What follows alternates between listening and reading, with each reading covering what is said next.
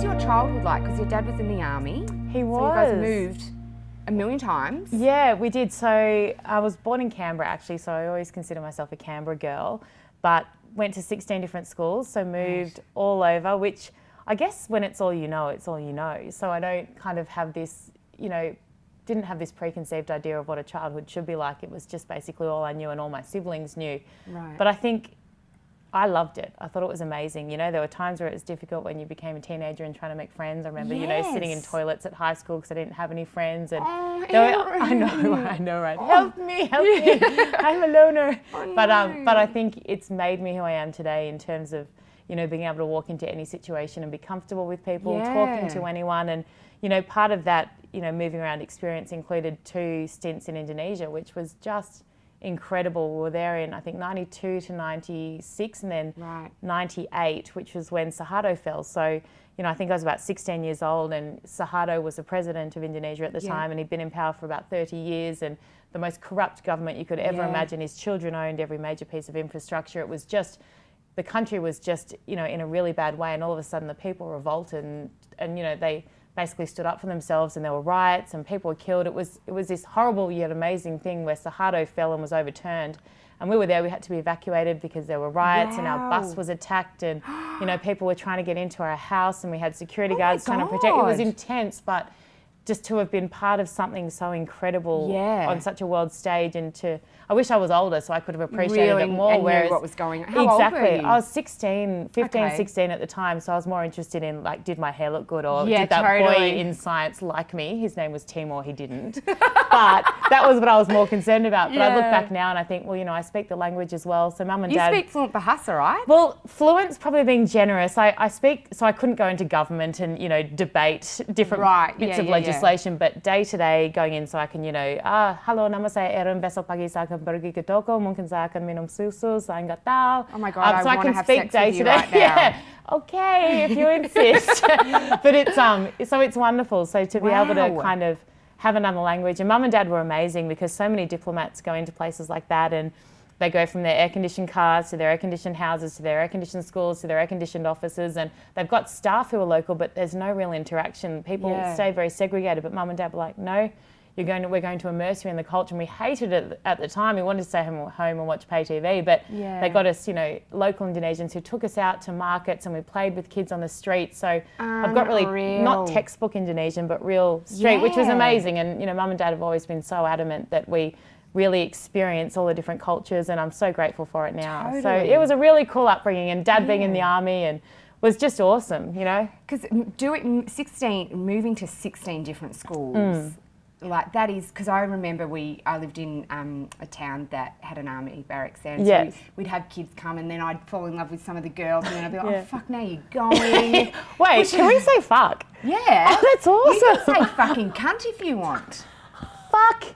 I'll stick with that for now because my mum might watch, but that is brilliant. Honey, I'm doing it every week now. And then I'd be like, oh my God, you're going. But that was, I was in my spot and would make beautiful friends, and then they would leave. So to be that person who is going in, making these friendships and then leaving I would find that so difficult. It was a lot of the time, and I always remember being jealous, even into my early 20s, of people who would be like, oh, this is my friend Scarlett, we've known each other since we were 7, and I was like, this is my friend Adele, we met last week, and she's my longest term friend that I've got currently. And particularly when you're younger, you don't keep those friendships like you would when you're older. You don't really keep in touch, and you have the best of intentions. But so I guess, and I think a lot of that has to do, a lot of that upbringing and that childhood and that moving and that always searching for acceptance and searching for, wanting people to embrace you and be friends with you probably has a lot to do with who I am today as well, like both positively and negatively, I guess, even though I think overall it was a beautiful, positive, wonderful experience, and I've got 2 parents who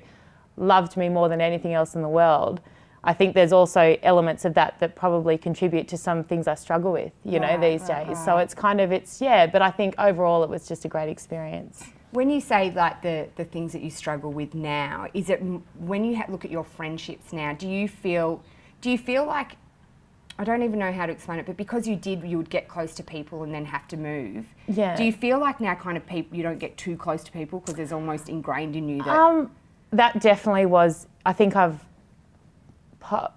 I'm much better at it now, but that definitely was something, even with relationships and all that kind of thing. And I think always this fear of, not only, even though I was the one always doing the leaving, this fear of being left as well, which was I think something that was through my late teens and early 20s, which was always a big deal for me. And I always wondered, because I've got a great family and everything, and then I kind of thought, well, yeah, probably even friendships, because they're your strongest bonds outside of your family, aren't you, when you're younger, and particularly when you're going through things like puberty and all those changes that, only having friends for 6 months or a year, and then as you get older, friendship groups, particularly in high school, are so cliquey forged and cliquey and ingrained, and it's, when you really develop your sense of identity and your resilience and your, how you feel about yourself and your self-esteem, it's such a crucial period. So to kind of be so unsure about so many things, I think, it was difficult. So I look at what is kind of my main things that I go to counselling every 2 days for about now.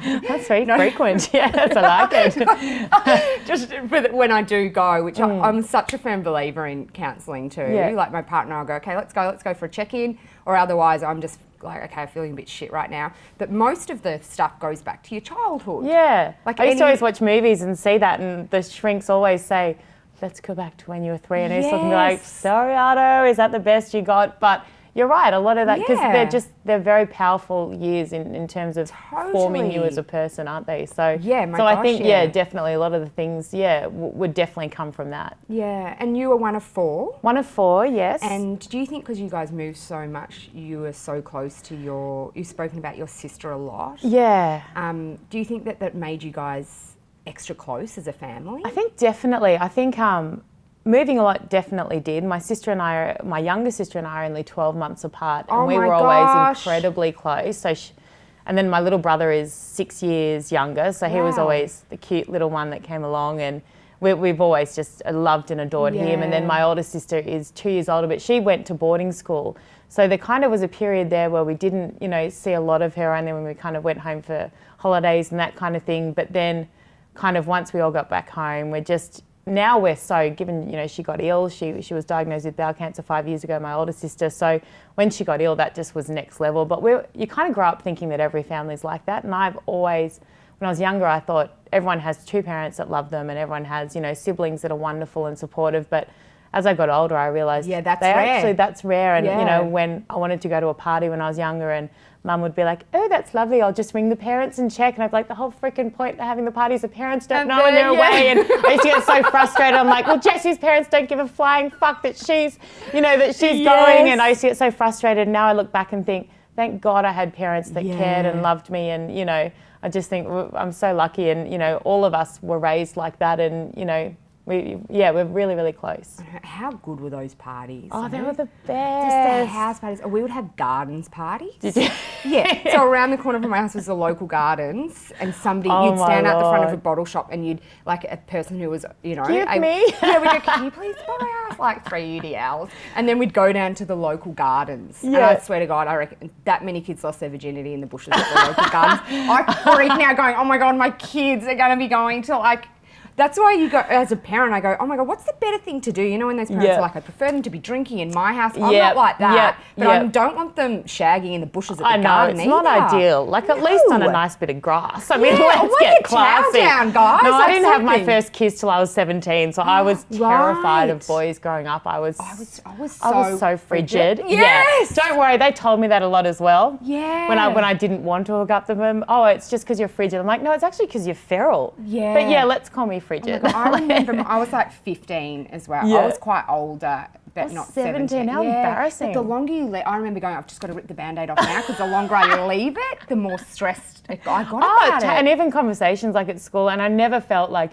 even, you kind of sit there and girls would talk about, even, I know it's even younger now, which is terrifying, but even when I was at school, 14 and 15, having sex, and I'd just be sitting there like, I'd be too scared to hold hands with a boy. Me I'd be like, too. I would get sick. I remember the first time I kissed a boy, I felt so sick. Gross. And then I was like, let's just do it. And it was hideous. And then I was like, okay, it's done. Yes. Gross. So funny. But how wrapped are you when the first one's done? Oh, it's just a relief. And then you I just turned want to into tell a everyone. dirty whore. You know, I was like, bring it on, line up the boys. Yeah, see, mine obviously wasn't that good because I didn't. I was like, it took me a fair while after that to move on. It's like, that was gross. That is so awesome, though, to have a daughter that's like, now I'd go, I know. Wasn't I it want a frigid wonderful? daughter so bad. I want my boys to be like that too. Yeah, good luck with that. Yeah, but friends who have got girls, I joke and go, oh my God, my son's totally going to finger your daughter one day. And the parents of the girls like, and my partner and I are like, yeah! Oh, I can't imagine they didn't welcome that with open arms. That's so weird. Brooke is looking going, no, we're not using any of this. I was about to say there is total fear on Brooke's face right now. Yeah, wow. she loves it because she's got the daughter, and I tell her that my sons is definitely... There's no way. Yes, they are. They're going to love She said there's no way for those who didn't pick up on that. Now let's go. So with your career, which is you were just absolutely a trailblazer, which is so fucking exciting.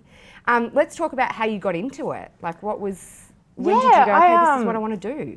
I kind of grew up always either wanting to be a lawyer or wanting to be a journalist. So I kind of even from when we were living over in Indonesia, especially, I used to host news programs that we'd film on our really old video camera and send back to Granny and Grandpa. So I'd kind of always be sitting in the anchor's chair, and then I'd like make my older sister be I think she did like reports from the field, and my younger brother did weather, and my other sister did sport. And we'd make these whole productions, and I used to wear mum's like batik jackets, and I used to love it. So I kind of always grew up thinking I wanted to do something like that. I love telling stories, and that was what I was so passionate about from such a young age. Writing, I used to write so much poetry and get it published in the Canberra Times. Yeah, and right. I still remember, I haven't thought about this in ages. There was one poem I wrote, and I was so proud of it. It went something like,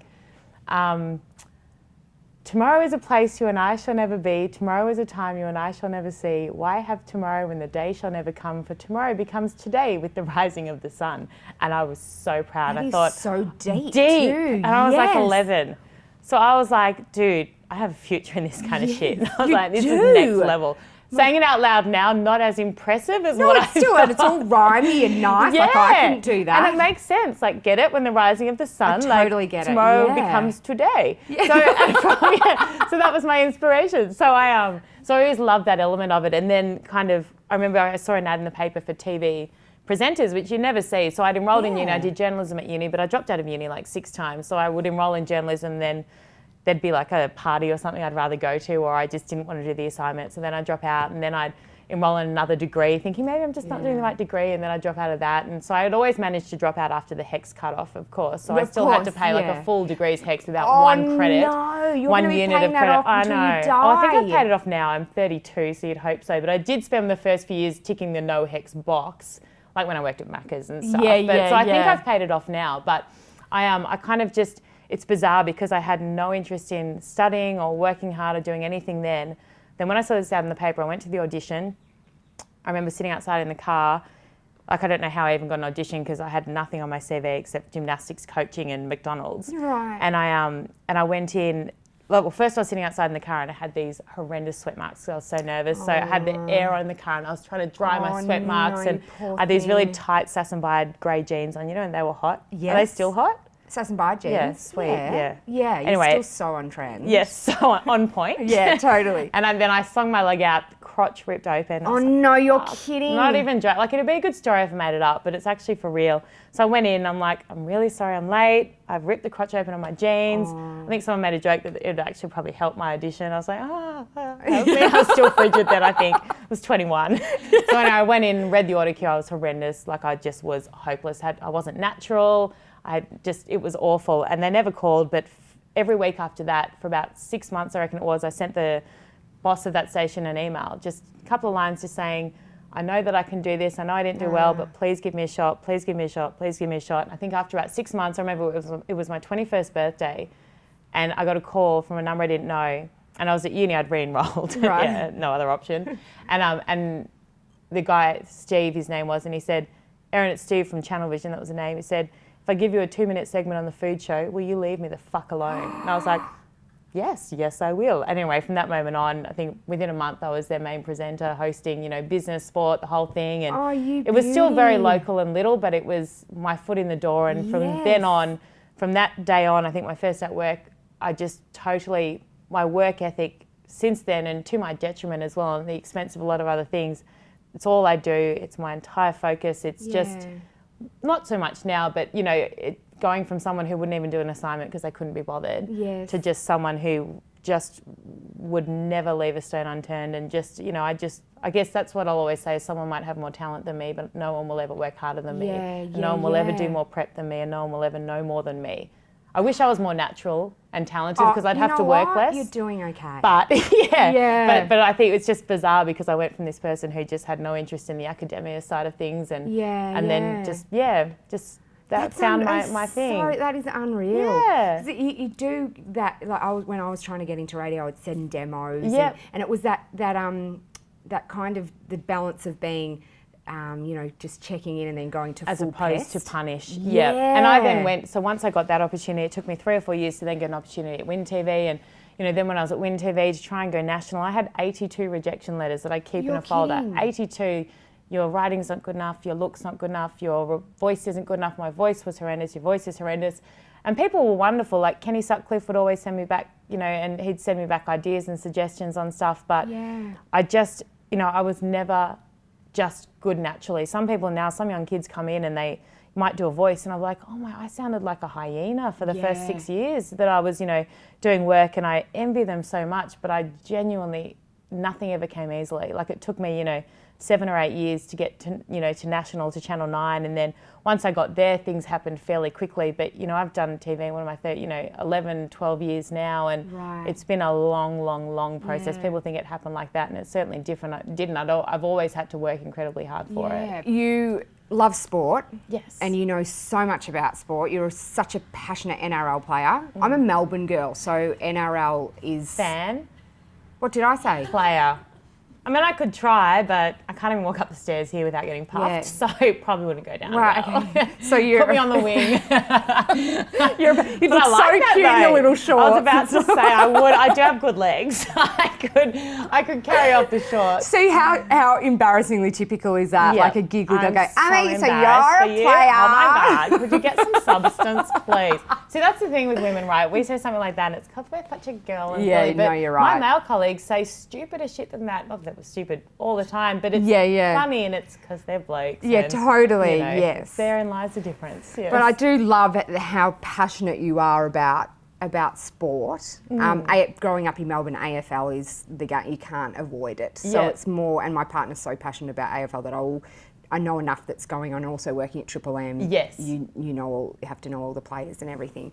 But you're so passionate about it, and you know so much about it that you are, it's amazing to watch you and go, look at you, just hold your own in there. You're a co-host on the NRL Footy Show, and Sylvia was saying yesterday when we spoke to Sylvia, she was saying the best thing about what's going on with you is that even during the ads that play during the Today Show to promote your show is going, this is what Erin and the boys are up to. Yeah, because it's now it's so centred around you, which is so incredible. It's actually, it is amazing, and sometimes because I can be very self-deprecating, and that's just a trait that I've got, and I don't, compliments I find really uncomfortable, and the minute someone even says, oh, you look prettier, but you look so much prettier, I'm really uncomfortable with it, but sometimes I do have to stop and actually think it's actually really incredible, and it hasn't been easy, and, it's been incredibly difficult at times in so many ways that I couldn't even begin to explain to people because it would sound so self-indulgent because other people have far greater issues and problems, but it has been really difficult. Yeah, I can imagine. It's something that I'm immensely proud of, and and I didn't grow up with rugby league, so unlike, people think that I've loved the sport for years and I'm a tragic. Well, to be honest, when I got the job at Channel 9, I thought, well, if I'm going to be across a sport and get opportunities at this network, well, rugby league's going to be the one. They've got the rights. So I then fell in love with the game, and now I absolutely love it. But I grew up with AFL and union, so you totally learnt the sport pretty much from scratch. One of my first TV station, the Channel Vision one in Canberra, we covered a bit of local rugby league, and then when I got to Win TV, I had to start covering the Raiders, but along with the Brumbies and a million other sports. But it was only when I got to 9 that I really thought, I've actually got to learn this game, and I'm still learning. And that's why people say to me, you know, oh, you've broken all this ground and you're doing this and you're hosting, so the next thing for you must be commentary. You know, I know that Kelly's does commentary in the AFL, and she, they always talk about, women doing that role. And I'm the first to say there is no way in hell I could ever commentate. And I'm the first to say that I'm a host and a facilitator, and I can be across injuries, and, I study players, and I can talk about form, and I can listen to a coach talk about a particular play and then, repeat that and communicate that. But in terms of the intricate knowledge required, I don't have that. And I would never... I think one of my strengths is that I know what I would not be good at. And I know that commentary is just not for me. And I think my role in the footy show, people call me an expert sometimes. I'm not an expert at all. I sit there and I have to listen to Ray, commentate, and I'll listen to Joey, and I'll send Freddie a text and say, hey, that play that just happened there, why do you reckon they did that? Or you made this comment, can you explain? Because I didn't play the game growing up. I'm still learning the game. And I'll say, can you explain to me? But I have this appetite for knowledge. So I'm not an expert. I'm a host and a facilitator, and I'm pretty good at running a show, and I can throw to packages and generate discussion, and I can bring up ideas, and I can study, but I'm not an expert. And that's not, I've never tried to be, and I think that's one reason why it's worked so much. I think you have to earn the right to shit can someone or to have an opinion on something. And, it's only really recently that I've started even very subtly expressing my opinion on the show, because I don't want someone who's, the guys surrounding me are legends of the game. So I'm happy to sit there and facilitate, and, I'll have an opinion on other things. But I think that's one reason it's worked so well, is that I haven't been pushy, and I've known my role, and I've known my place. And that's not saying I don't deserve it, or if there was another woman who played the game, or who not even played the game but understands it intricately, bring it on. It's not a gender thing for me. It's just the fact that I don't know the game well enough to commentate. So I know my role, and I know my strengths. When you first got the job on the show, and you were the first female to host that show, when they offered you that role, because Beck Madden now hosting the AFL footy show, I felt anxiety for her when she got that role, going, this is a really big role, and I don't know if you would feel this, but I would feel like you're representing female voices in the sport. It's a huge responsibility, and that's what I love about, what I've done on the footy show, and not even what I've done, but what the footy show has allowed me to do, and giving me that opportunity, and is the amount of women that come up to me, 90-year-old women, 50-year-old mums, 12-year-old girls. There are so, you get a lot of blokes who come up, and, that's lovely and wonderful, but the amount of women that come up and say, oh, thank God, I sit there, used to watch with my husband, and I try and say something, he'd be dismissive. Now I say something, she said, and because you're on the show, and it's almost like you've given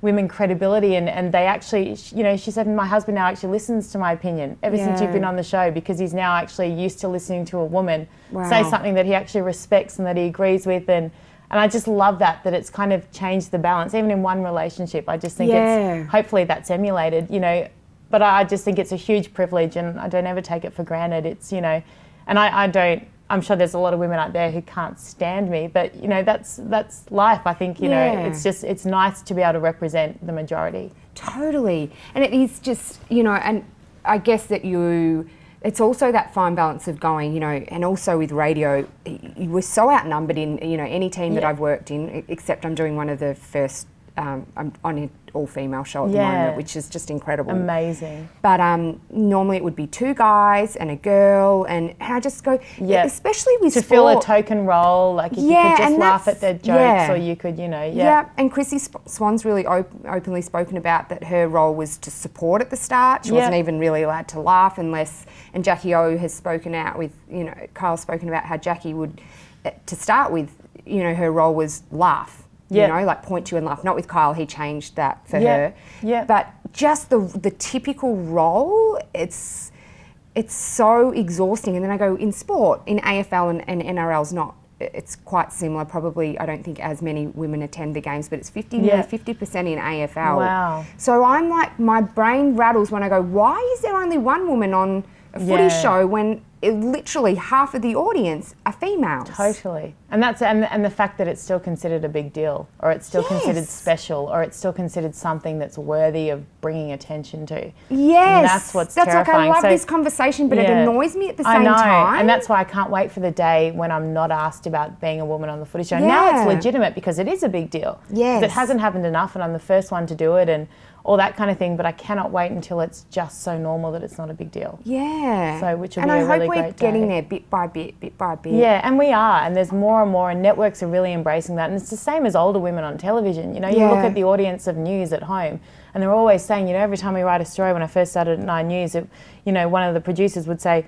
you know, think about my 50-year-old mother, my 60-year-old mother, you know, listening to this. That's who you're talking to. They're our core audience. That's and if they're our core audience, then why the fuck are we getting rid of women who are 30 because we think they look too old? Yeah. They're, you know, women at home don't want to watch some, you know, a 20-year-old who has no idea what they're talking about. Put women on TV who reflect women at home and who can communicate and who they can relate to. And, you know, and that's what I love about our networks now, is that there are more and more women who are older and older. I used to always joke and say, I'm 30 next year, so, you know, I won't have a job in TV. I'm done. I'm going to retire. But it's just, you know, it's not happening anymore. And I think it's changing a bit more. It is, which is wonderful. We shouldn't be grateful for it. Oh, thank you so much for allowing us to stay on your networks after we're 30. Yeah. But it's you know, it's better to be going that way than the opposite. Totally, absolutely. When you first started, and, you know, I'm sure it still happens now, as it was, you know, Beck Madden's first show, and even I watched, I was like, you know, how is this going to go? And the feedback that and I was speaking to my partner Sam, and I was looking through Beck's photos and the footy show's photos, and just the comments under, from guys and girls. Sometimes when I look at the comments and I'm like, there's a female's name next to that revolting comment. I know. It is horrendous. And that's, you know, I've had to really learn to become very resilient to that kind of stuff, because people think you're on TV and they think, you know, they almost think that you don't have emotion and you don't feel, and it's like, you know what?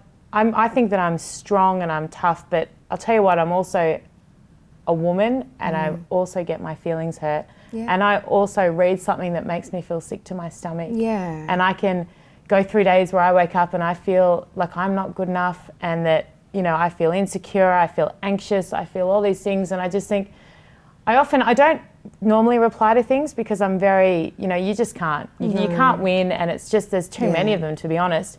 But sometimes I'll see someone and I'll click on them and I'll look and I'll see, you know, they might have a profile picture with a daughter, or they might be there with their girlfriend. And I won't do it publicly because I'm not into shaming people. But a couple of weeks ago, I sent this bloke a message. He'd written something, "You vile, horrible woman, go die.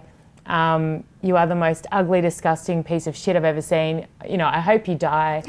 I don't know why I'm getting emotional, because it actually didn't really bother me that much at the time. But I read it and I looked and I saw that he had a daughter in his phone. I just sent him a message. I said, "John," don't know if his name was John, "I saw your comment on my Instagram. First of all, that's your opinion. You're very much entitled to it. But I'd really appreciate next time if you could maybe just say it to your friend and not write it on my post. Right. You know, my family see that." And I said, "Secondly, I see you've got a little girl. She's absolutely beautiful. Imagine if someone on the street said to her that she was ugly and vile and you hope she died." I said, "I'm someone's daughter." Yeah. And I said, that really, you know, it could hurt someone that might not be as strong as me and might, you know, take it to heart and really have impact on them, you know." Totally. Anyway, he never wrote back, never did anything, but I thought, even, you know, if that just made him think that actually it might be funny to him, or he's there with his mates and they think, "Oh, she's a knob," or "She's a mole, let's," you know.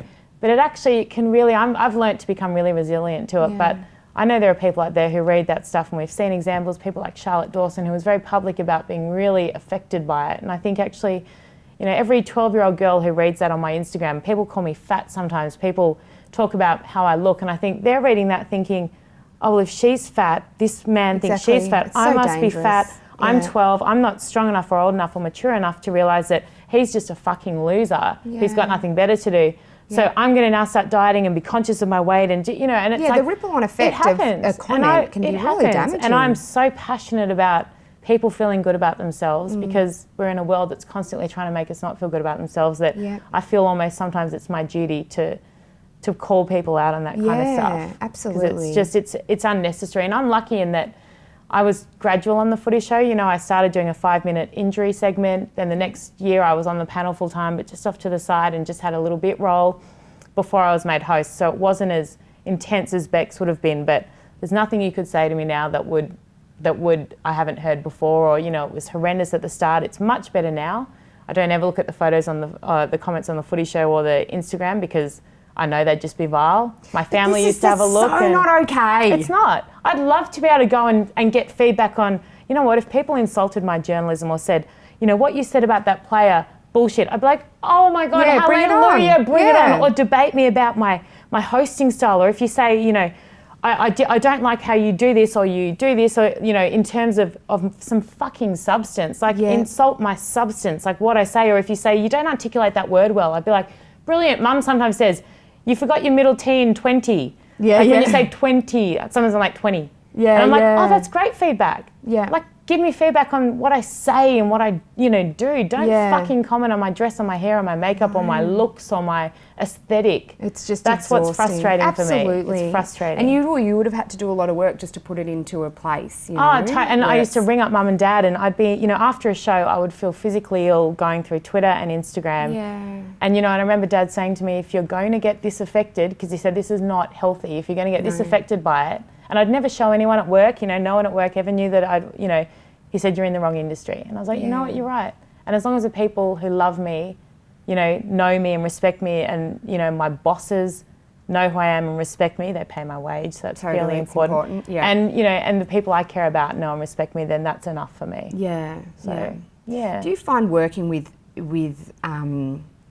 men that you have to be stronger in who you are? Like, I sometimes find when I'm working with men, I do go more blokey, because I'm a blokey girl anyway, but I'll get caught up in their jokes and, you know, and play along, because I like, you know, well, you have to. Yeah. And what I think people often ask me, what was the hardest part about being the first woman in this kind of area?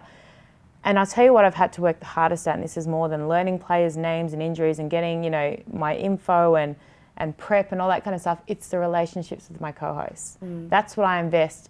Not so much now, because hand on heart, we are the bestest of friends. Fatty, Bo and Big Man are three of my closest mates. Fatty rings me 4 times a week just to chew the fat. You know, he'll ring me up and he'll say, oh, did you get that email from Glenn? I'll be like, no, I didn't get it.